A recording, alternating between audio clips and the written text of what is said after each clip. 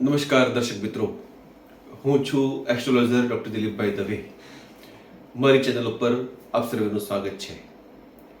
આજે આપણે વાત કરવાના છીએ એક મહત્વના અશુભ યોગ વિશે, જેનું નામ છે ચાંડાલ યોગ. ચાંડાલ યોગ કુંડલીમાં કેવી રીતે બને છે, એનું ફળ શું હોય છે અને એના ઉપાયો શું હોય છે, એની વિશે આપણે આજે વાત કરવાના છીએ. તમે મારી ચેનલને સબસ્ક્રાઇબ ન કરી હોય તો અવશ્ય કરી લેજો. આ વિડીયોને લાઈક કરજો, શેર કરજો. તમારો પ્રતિભાવ હોય એ કોમેન્ટ બોક્સમાં તમે લખી શકો છો. દર્શક મિત્રો, માનવ જીવન હંમેશા સંઘર્ષો અને પડકારોથી ભરેલું છે. બાલ્યકાળમાં માનવી અભ્યાસ માટે ઝઝૂમે છે, અભ્યાસ માટે સંઘર્ષ કરે છે. યુવાન થયા પછી નોકરી માટે, વ્યવસાય માટે, ધંધા માટે, રોજગાર માટે સંઘર્ષ કરે છે. માનવીનો અધિકાર છે કે સુખી બને, સમૃદ્ધ બને, સુરક્ષિત બને, શાંતિથી પોતાનું જીવન પસાર કરે.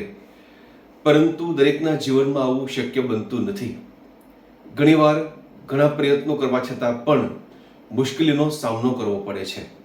જ્યોતિષશાસ્ત્રમાં ઘણા પ્રકારના શુભ યોગો છે, જ્યારે ઘણા પ્રકારના અશુભ યોગો છે. આજે એવા જ એક અશુભ યોગ વિશે વાત કરવાના છીએ, જેનું નામ છે વિપરીત ચાંડાલ યોગ, ગુરુ ચાંડાલ યોગ અથવા તો ચાંડાલ યોગ. આ ત્રણ નામથી તમે એને ઓળખી શકો છો. કોઈપણની કુંડળીમાં ગુરુ અને રાહુ એક જ રાશિમાં, એક જ સ્થાનમાં સાથે બેઠા હોય, અથવા તો ગુરુ અને કેતુ સાથે બેઠા હોય, ત્યારે આ યોગ નિર્માણ થતો હોય છે. ગુરુની ત્રણ દ્રષ્ટિ છે, 5મી, 7મી અને 9મી.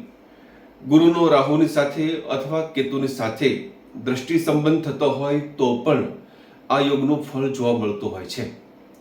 સૌથી પહેલા વાત કરીશું ગુરુ ગ્રહ વિશે. ગુરુ જ્ઞાનનો દેવતા છે, ગુરુ વિદ્યા આપનારો છે, ગુરુ ધન આપનારો છે. પુત્ર ઉપર, આત્મવિશ્વાસ ઉપર, પોતાની શક્તિઓ ઉપર, પૈસાની સ્થિરતા ઉપર, આવકની સ્ટેબિલિટી ઉપર ગુરુનું આધિપત્ય છે. ગુરુ જ્યારે સ્ટ્રોંગ હોય છે ત્યારે, એટલે કે કુંડલીમાં મજબૂત હોય છે ત્યારે ગુરુ કર્ક રાશિમાં ઉચ્ચનો થતો હોય છે, મકર રાશિમાં એ નિર્બળ થતો હોય. પરંતુ અહીંયા ગુરુ રાહુથી અશુભ થતો હોય તો શું થાય એની વિશે વાત કરવાના છીએ. ગુરુ જ્ઞાનનો, વિદ્યાનો, ધનનો, પુત્રનો, આત્મવિશ્વાસનો, પ્રતિભાનો દેવતા છે. જ્યારે કોઈપણની કુંડલીમાં ચાંડાલ યોગ બનતો હોય, એટલે કે ગુરુ અને રાહુ એક જ રાશિમાં, એક સ્થાનમાં સાથે બેઠા હોય, અથવા તો ગુરુ અને કેતુની યુતિ હોય ત્યારે, અથવા દ્રષ્ટિ સંબંધ થતો હોય ત્યારે ચાંડાલ યોગ નામનો યોગ નિર્માણ થતો હોય છે. આના પ્રભાવથી માનવ ગમે એવો પ્રયાસ કરે, ગમે એટલો સંઘર્ષ કરે, ગમે એવો પુરુષાર્થ કરે, છતાં પણ એને યોગ્ય ફળ મળતું નથી. ધન મેળવવામાં મુશ્કેલી રહે છે, વિદ્યા પ્રાપ્તિમાં સંઘર્ષો આવે છે. ઉપરાંત એના સમાજમાં જેનું માન ઊભું થવું જોઈએ, એની પ્રતિભા એક અલગ તરવી જોઈએ, એ થતી નથી. ઉપરાંત વ્યક્તિ હંમેશા પાછો પડતો હોય એવું લાગ્યા કરે છે. વડીલોના ધનથી પોતાના જીવનનો નિર્વાહ કરે છે. પોતે ધન સંચય કરી શકતો નથી, પોતાનું ધન ધીમે ધીમે કરતા વેડફાઈ જાય છે. સંતાનો તરફે એમને નેગેટિવ ફળ મળતું જોવા મળે છે. સંતાનોની સાથે મનમેળ રહેતો નથી, અથવા તો સંતાનો મોટા થઈને પોતાનાથી અલગ રહેવા માંડે એવું બની શકે છે, જેથી કરીને સંતાન સુખમાં પણ બાધા ઉત્પન્ન થાય છે. પુત્ર પ્રાપ્તિમાં વિઘ્નો આવે છે. ખરાબ મિત્રો મળે છે, હલકા લોકોની સાથે કામ કરવું પડે છે. ઉપરાંત એવું કહી શકાય કે આવા લોકો વ્યસનમાં પણ રસ દાખવે છે અને વ્યસની બનતા પણ મેં જોયા છે. મારા વર્ષોના અનુભવમાં ચાંડાલ યોગના પ્રભાવથી ઘણા લોકો દુઃખી થતા મેં જોયા છે, હેરાન થતા મેં જોયા છે. આવો યોગ કદાચ તમારી કુંડલીમાં પણ હોઈ શકે, તમારા પરિવારના કોઈ સભ્યની કુંડલીમાં પણ હોઈ શકે.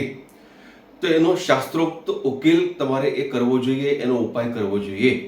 આપણા શાસ્ત્રોમાં ઋષિ મુનિઓએ પોતાની વૈદિક પરંપરાની અંદર આના ઉપાયો આપ્યા છે. ગુરુ અને રાહુનો અથવા ગુરુ કેતુનો ચાંડાલ યોગ બનતો હોય તો એના અલગ અલગ ઉપાયો હોઈ શકે.